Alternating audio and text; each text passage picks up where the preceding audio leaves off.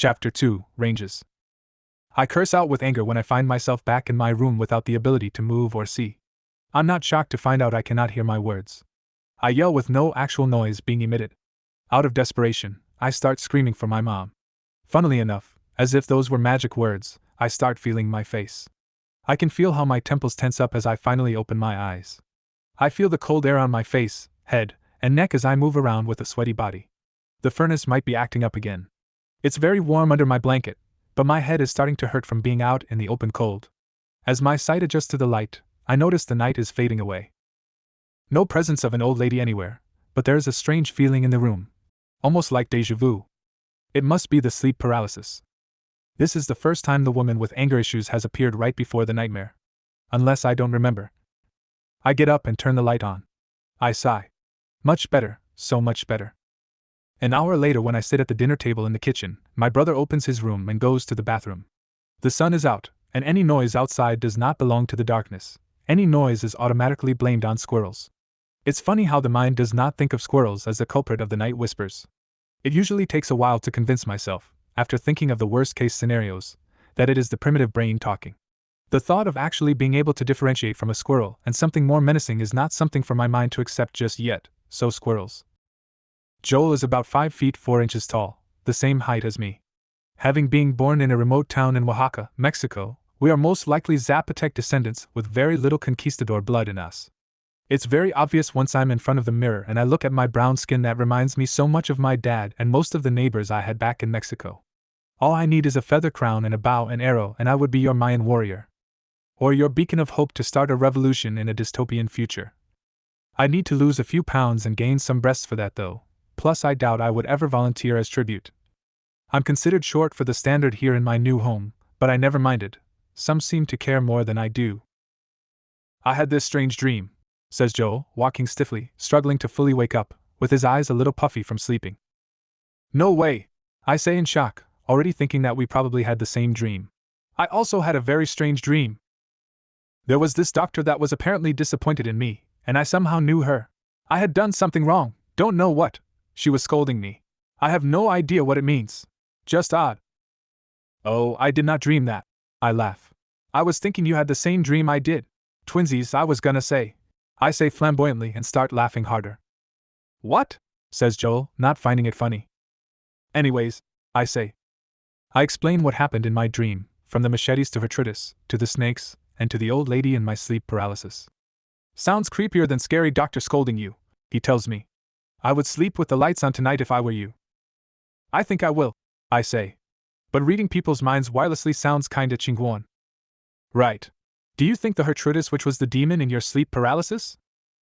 I don't think so. Hertritis was very nice, and this demon thing felt like a demon thing. Oh, I didn't tell you. I've got 3K likes on my post about the Culebra de la Cienega. Oh yeah, I forgot all about that, Joel says, then turns to me with a judgmental, almost a disappointed facial expression. Maybe that's why you've been having all those creepy dreams. He puts in a K-cup in the coffee machine and presses the start button. Possibly, I say, noticing his tone of voice, and I quickly change the conversation. What are you doing today? I prefer being seen as the victim of crazy spirits trying to get a hold of my body than being the victim of my own mental state. Some homework and then I don't know, he says. His cup of coffee is almost done. I say, and he rolls his eyes, picks up his cup, and walks away. Who else is willing to listen to my craziness? I know who. Hey, what are you doing later today? Not much. At work now, but free after. Wanna grab a bite? Sure. Soita. 6 okay? Yes. We end up at the Mexican restaurant in town. Sophia is the name of the friend I texted. She's a blonde 5 feet 6 inches woman of Norwegian descent. Blue eyes and soft-spoken, from a very civilized family. Not a savage like myself is what I'm trying to say. This place needs a serious makeover, says Sophia as we go into the restaurant. Those paintings are not appealing. Who thinks that's pretty? Yeah, I hadn't noticed, I say. You should be an interior designer. I could, but that's boring and not paid well. I did not know, good to know. Maybe I also need updated. Something smells weird. Yeah, I say, and I give 2 big sniffs. Like old flower water. I wonder if we should tell someone about it, she says. I hope she doesn't call the manager for somebody's smelly bum bum. After some small talk, I tell her all about the snake and the woman, and the sleep paralysis. Also, did you see my post about the snake of my hometown? No, what was it?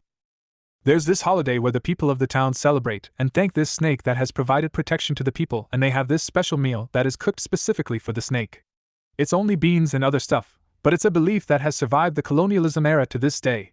Over 500 years. Thanking a snake? No, thanks, she says and makes a face of disapproval. There goes my last resort for pity. I guess I'd better change the conversation to Jesus or something similar if I want to talk about spirituality. Well, I got 3K likes so far. Really? That's cool. I have about 12,000 views on one of my reels. You gotta teach me how that works. I wanna go viral. Yeah, definitely. It has its perks, but it's not very difficult. I get the pollo con chorizo meal, while Sophia gets the fajitas. The meals are not the greatest, but asking for the homemade spicy salsa at any Mexican restaurant will definitely make your meal a million times better. Emphasis in homemade. After we finish eating, and I sweating like a psychopath from the spicy salsa, we ask for the check. Una sola cuenta, verdad? The waiter asks. Cuentas separadas, por favor, I answer. ¿Por qué? Asks the waiter. I chuckle from embarrassment. Be the gentleman, he says as I keep on awkwardly smiling. No one will pressure me into something I have already decided. I guess he thinks we are dating, which makes sense because this does look like a date. What he's not taking into account is that we are only friends in progress and equality come with new privileges and responsibilities. Plus, I'm not paying for a snake-hating serpent. Kidding, of course. Así está bien. Separado, gracias, I say. He walks away, shaking his head jokingly. Everyone has too much judgment to share these days, and I'm sure I can't exclude myself. Was he asking about the separate check? Asks Sophia. Yeah, I say. I did hear por qué? Apparently I'm not a gentleman and I don't deserve living, I say sarcastically. See, I still remember some Spanish, but no, I don't care. Now if it was a boyfriend, I'd be carrying his wallet with me. I start laughing and then say, I need more of you in my life, or not, maybe I have enough. How dare you? She laughs. I mean, even that last comment is proof of me not needing more influence by you. I chuckle. I'm starting to feel free to say whatever I feel like saying. There's some truth in that, but I don't like how you're saying it. You are almost making it sound like it's a bad thing, she says bluntly. I take a moment to think of what I'm going to say next because some tension is starting to build up. I just mean, I wonder if there will be a time when I am obnoxious and fully unaware of how rude I am. She sighs. Yes, it's always good to take that into consideration. Are you saying that's what describes me? Because I don't blurt out whatever comes to my mind. Everything I say is always very calculated. There are some people that are judgmental. I detest those people, she says calmly with a change in mood, but still the same volume of voice. I stare at my empty plate of food, thinking about what to say next. Do I want to change the conversation to avoid any unnecessary confrontation, or do I want to keep poking the bear? I am definitely part of the problem. Do you remember that one time when you told me that Europeans think of Americans as very judgmental? I ask her. I pause for a moment, and she nods. When I think of the classic judgy American, I think of you, because you fit the bill.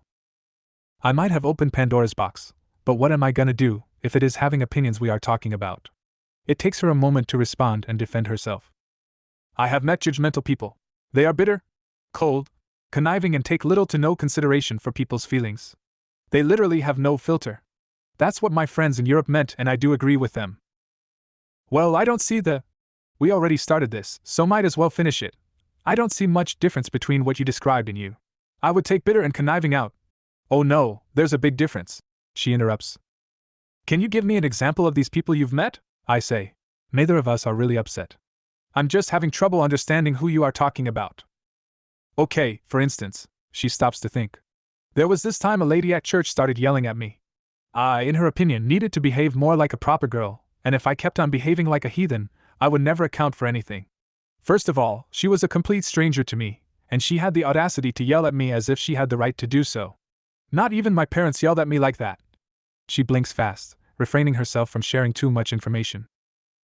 Oh, okay, I see. It's actually funny cause out of all of my friends, you were always the least worldly. Actually full-on opposite of a heathen. That's what I'm saying, she says, vindicated. There are people that are so rude and mean. And this type of judgment is most of the time found in Americans. Now that you are saying it, I get what you mean, I say, pausing for a moment. I would call that woman a jerk, though. That's more than judgment. Judgment can be subtle, like that one time when you were making fun of how people were dressed for Halloween, and that other time when that one stranger walking by was a no for you despite nobody asking you about his looks. Sophia stares at me, no expression at all. I have no idea what to add to my last remark, considering it is borderline an insult. Although, I prefer to call it constructive criticism. "Let me talk to your manager," she says flatly. We both awkwardly stare at each other in silence for a long moment before we burst out laughing, almost cackling like chicken. We suppress our laughter when people start turning around to look. "I am the manager," I say sarcastically, still laughing, playing along with her. "There's still a difference, though. I would never say it to their faces," Sophia says, open to my judgment. "But you still did say it." "Yeah, but there is a difference. I only said it to you guys because we are friends and I feel comfortable saying it to you guys." "You are right, there is a difference," I say, and pause trying to find the correct wording, having not thought of this being more complicated than it is. I feel like it's a range. Whatever is considered subtle judgment, everyone judges, but most people stop themselves before they say it out loud. Even me telling you that you are a judgy person makes me judgmental. "And how does that make you feel?" "You feel free?"